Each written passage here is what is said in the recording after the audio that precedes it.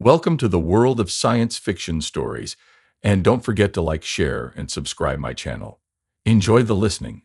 Species name: human. How we became the galaxy's most feared predators. Computer, begin recording xenobiological assessment category. Potential threat, subject, planet designation Sol 3, indigenous dominant species. Senior researcher Crix and Voss adjusted the collar of his field uniform, his four pupils contracting in the harsh light of the observation deck. The blue-green planet rotated lazily on the main view screen, seemingly innocent and unassuming. If only the council knew what I discovered, they'd be falling over their appendages to promote me, Voss continued, unable to keep the smug satisfaction from his voice. After 3 cycles of covert surveillance, I can confirm that Sol 3, or Earth as the natives call it, houses something unprecedented.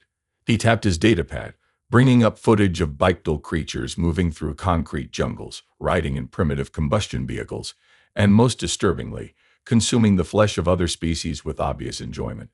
These humans appear unremarkable at first glance. No venomous appendages, minimal protective covering, laughably vulnerable skeletal structure. Yet Voss paused dramatically, as if addressing an invisible audience. They've dominated every ecological niche on their world. Every single one. Voss paced the deck, his tail twitching with excitement. Mountains? They climbed them for fun. Oceans? They've mapped the depths. Deserts, tundra, rainforests, conquered, colonized, commercialized. His assistant Nelba rolled all 3 of her eyes. Are you narrating a documentary or filing a report, senior researcher? Both. Neither. Voss waved dismissively. Don't you understand what we found? The evolutionary pattern is unmistakable, Diosis. These aren't just animals that evolved intelligence. These are predators that evolved intelligence. The galaxy's first thinking pursuit predator. Nelba's skin paled to a sickly yellow. Surely that's impossible. The Galactic classification system has no category 4. Exactly. Voss practically shouted, mandibles clicking rapidly. We need a new classification. Something beyond dangerous or apex. Something like ultimate predator. The computer chimed softly. Alert, human communication signals detected. Voss froze, then slowly turned toward the view screen, his excitement suddenly tempered with something unfamiliar, something that felt suspiciously like fear. Computer, resumed recording. Day 42 of detailed observation. Voss hunched over his workstation, surrounded by holographic displays showing various human activities. He hadn't slept properly in days, his normally pristine scales now looking dull and flaky. The more I observe these humans, the more unsettling they become, he muttered, taking a swig from his stimulant canister. Let's start with their physical capabilities, which I initially underestimated. Catastrophically underestimated. He pulled up footage of human athletic competitions. Look at this. They call this sports. It's essentially ritualized combat and hunting behaviors. These specimens can run at sustained speeds for hours. Not minutes. Hours. They literally chase prey until it collapses from exhaustion. What kind of nightmare evolution produces that? Nelba approached, carrying her own analysis pad. Senior researcher, I've compiled the data on their environmental adaptations. It's concerning. Show me, Voss commanded, his tail now vibrating with nervous energy. Nelba projected a series of images. Humans climbing sheer rock faces without safety equipment, diving to crushing ocean depths, surviving in freezing landscapes, and crossing scorching deserts. See that? Voss jabbed a clawed finger at the display. They call these activities hobbies and recreation. They endure potentially lethal conditions for fun. Who does that? But, sir, their most alarming trait is their problem-solving ability. Nelba continued. They don't just overcome obstacles, they seem to actively seek them out. Voss nodded vigorously. Yes, their adaptability is unprecedented. They use tools to compensate for their physical limitations. Can't fly. They build machines that do. Too slow. Mechanical transport. Too weak. Leverage devices. Too soft. Artificial armor. He pulled up footage of human warfare. Tanks rolling across battlefields. Fighter jets screaming through skies. Soldiers coordinating complex tactical maneuvers. And their social structure. They're pack hunters who've scaled cooperation to a planetary level. Different tribes, languages, cultures, all potentially hostile to each other, yet somehow maintaining enough cohesion to advance technologically at an alarming rate. Voss collapsed into his seat, suddenly looking exhausted. But here's what truly terrifies me, Nelba, their drive, their relentlessness. When most species find comfort, they stop, they settle. Humans, they keep pushing, always wanting more territory, more resources, more knowledge. He lowered his voice, almost whispering now. In just a few thousand years, they've gone from simple tools to rudimentary space travel. At this rate, his voice trailed off. Nelba's skin shifted to a worried purple. Sir, should we recommend immediate containment protocols to the Council? Before Voss could answer, his communication panel lit up with an urgent message from the ship's captain. Senior researchers to the bridge immediately. We've been detected. Voss and Nelba exchanged alarmed glances. Their observation had just become infinitely more complicated. Captain Morax Thiel stood rigidly at the command platform, his usually commanding presence diminished by obvious tension. The bridge crew worked frantically at their stations, the atmosphere thick with dread. Explain how this happened, Thiel demanded as Voss entered. Our cloaking technology is the finest in the Alliance. Apparently not fine enough, Voss replied, his scientific curiosity momentarily overriding protocol. The humans detected an atmospheric disturbance caused by our observation drone. Quite impressive, actually. Impressive? Thiel's facial ridges flushed a dangerous orange. Their primitive military is now at high alert. They've scrambled aircraft to investigate. On the main view screen, several human fighter jets circled near the drone's last known position, their movements appearing coordinated, methodical, predatory. Fascinating, Voss murmured. Look at their search pattern. They're using three-dimensional hunting tactics, just like the pack hunters they evolved from. Is this a research opportunity or a crisis to you, senior researcher? Thiel snapped, mandibles clicking furiously. Communications Officer Pellner interrupted, Captain. We're receiving a broad-spectrum transmission from the planet. They're hailing us. Put it through, the captain ordered after a moment's hesitation. A human voice crackled through the ship's audio system. Unidentified aerial phenomenon. This is Captain Ellie Martins of the United Earth Defense Force. You have entered restricted airspace. Identify yourself immediately, or we will be forced to take defensive action. They're bluffing, Security Chief Grax scoffed. Their weaponry couldn't possibly harm our vessel. Voss wasn't so sure. Captain, I strongly advise caution. We've observed their tendency to overreact when threatened. We are not initiating first contact over a security breach, Thiel decided. Retrieve the drone and prepare for immediate departure. But as the retrieval beam activated, one of the human fighters broke formation, accelerating directly toward the drone. They've locked targeting systems, Pellner shouted. Evasive action, Thiel commanded. Too late. The human fighter launched a missile that struck not the drone, but the retrieval beam's energy signature. The resulting explosion cascaded back along the beam, causing a power surge through the ship's systems. Alarms blared. Crew members were thrown from their stations as the ship lurched violently. Engines offline. Shields at 40%, someone called out. Hey, and Grax said they couldn't harm us. Voss laughed incredulously, picking himself up from the floor. They traced our energy signature and exploited a vulnerability we didn't even know existed, with primitive technology.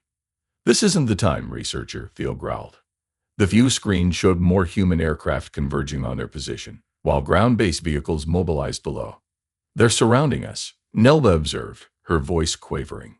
Classic predator encirclement technique. The human voice returned, now with a harder edge. Unidentified craft, you are hereby ordered to descend to coordinates being transmitted. Non-compliance will be interpreted as hostile intent. We can't outrun them with damaged engines, Thiel realized. And a diplomatic incident would bring the Council's wrath upon us all. Voss stepped forward. Captain, with respect, these humans are dangerous beyond our initial assessment. And if they capture this vessel, they'll reverse engineer our technology within years, not decades. What do you suggest? Thiel asked, suddenly looking very tired. A smile spread across Voss's face, revealing rows of needle-like teeth. We give them exactly what they want. A first contact situation, with one small modification. Which is? We'll be the ones hunting them instead. The ship shuddered again as another human missile detonated nearby. Time was running out, and bad decisions were about to become worse ones. Is Jin in computer? Emergency field recording. Location: Sol 3, forested region, Northern Hemisphere. Voss's breathing came in ragged gasps as he crouched behind a fallen tree. The forest around him was unnervingly quiet. No birds, no insects, nothing but the soft whisper of wind through leaves. He adjusted the recording device on his field suit, wincing as movement aggravated his injured arm. "It's been 26 hours since our shuttle crash landed," he whispered. Captain Thiel's brilliant plan to fake compliance and then execute a tactical retreat went, as humans might say, spectacularly wrong. A twig snapped somewhere to his left. Voss froze, not even daring to blink. "That's how they hunt us," he continued after several agonizing moments of silence. "Sound. They track sound with incredible precision. Their auditory targeting would be impressive if it weren't currently trying to kill me." The emergency beacon of the downed shuttle blinked faintly through the trees, maybe half a kilometer away, completely useless with the rescue systems offline. The surviving crew had scattered into the wilderness, pursued by human special forces. Kelmar and Grax were captured within hours. Nelba and Voss managed to evade initial capture by crossing a fast-moving river. The humans should have been deterred by the dangerous current, but no, they simply swam across. Who evolves to be comfortable in water and on land? It's cheating, is what it is. Voss checked his environmental scanner. The readings made his blood run cold. They're hunting us in alternating shifts. When one group rests, another takes over. They don't stop. They don't need to stop. Their endurance it's beyond biological reason. A distant shout echoed through the trees, followed by what could only be Nelba's high-pitched distress call. "They found Nelba," Voss whispered, his voice cracking. "And now there's only me. But here's the truly horrifying part. They could have killed us all immediately. They chose capture instead. They want information. They're not just predators. They're methodical, calculating predators." He risked peering over the fallen tree. Nothing visible, but that meant nothing. Humans had developed camouflage techniques that rivaled the natural abilities of the galaxy's most adept ambush predators. I've observed them communicating with subtle hand gestures, anticipating our movements, setting traps with primitive but effective technology. And their eyes, forward-facing hunters' eyes, never stopping, searching, analyzing, planning.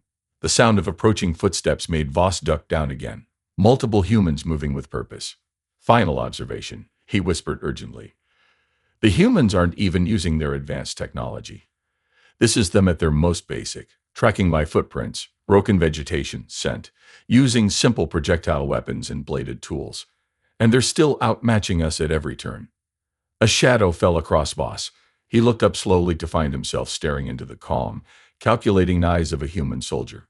"Found the last one," the human said into a communication device, never breaking eye contact with Voss.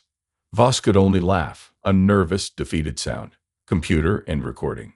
Classification update. Humans. Ultimate predators. Recommend extreme caution, or better yet, complete avoidance. Council emergency session. Timestamp 42,873. Senior researcher Voss speaking. 3 months had passed since the disastrous first contact. Voss stood before the Galactic Council's emergency session, his once vibrant scales now permanently dulled from stress. The circular chamber was packed with representatives from 32 spacefaring civilizations, all watching with expressions ranging from skepticism to outright terror. "The humans have reverse-engineered components from our crashed shuttle with unexpected speed," Voss reported, unable to keep a note of reluctant admiration from his voice. "They've integrated our propulsion technology with their primitive spacecraft. They're now approaching our defensive perimeter at the edge of their solar system." Admiral Zexer slammed a tentacle against the conference table. "Impossible. It should take decades to understand our technology, let alone replicate it." "Apparently nobody informed the humans of that fact," Voss replied dryly. "They didn't try to understand every aspect. They just figured out enough to make it work.